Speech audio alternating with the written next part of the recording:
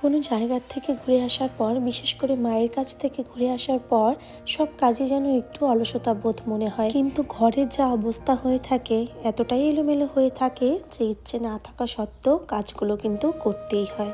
আবার দুদিন গেলেই কিন্তু সবকিছু ঠিক হয়ে যায়। গতকাল আমি বাড়ি থেকে এসেছি, পাম্মি পালক দুজনকেই নিয়ে এসেছি। আর আসার পর পুরো দিনটাই যেন চলে যাচ্ছে আমার সবকিছু পরিষ্কার করতে করতে। একে তো আজকে বৃষ্টির ওয়েদার, সবাই আমার কাছে বলেছে আজকে খিচুড়ি খাবে। ওরা এতটাই খিচুড়ি পছন্দ করে, ওদের যদি রোজই রান্না করে দেওয়া যায় তাতেও মনে হয় না করবে না। কিন্তু আমি খিচুড়ি ততটা একদমই পছন্দ করি না।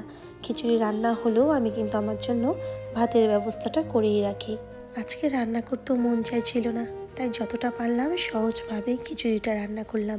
আজ আর আলাদা করে ডাল ভেজে রেখে খিচুড়িটা বানাবো না, একেবারে তেল দিয়ে ফোড়ন দিয়ে তাতেই ডালটা ভেজে খিচুড়িটা রান্না করেছি। খেতে কিন্তু ভালোই হয়েছে। তোমরাও কিন্তু এইভাবে সহজভাবে বানিয়ে খেতে পারো।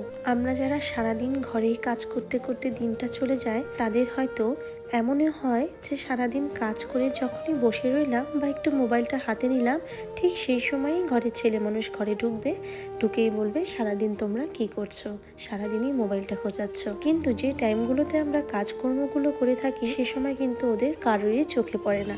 আমার সাথে এটা তো মনে হয় রোজই হচ্ছে। জল দিয়ে ডালটা ফুটতে দিয়েছিলাম, এবার এতে লবণ, সামান্য মিষ্টি আর চেরা কাঁচা লঙ্কা দিয়ে দিচ্ছি। এবার ভোগ চালটাও দিয়ে দিলাম। অল্প সময় আমি ভোগ চালটা ভিজিয়ে রেখেছিলাম।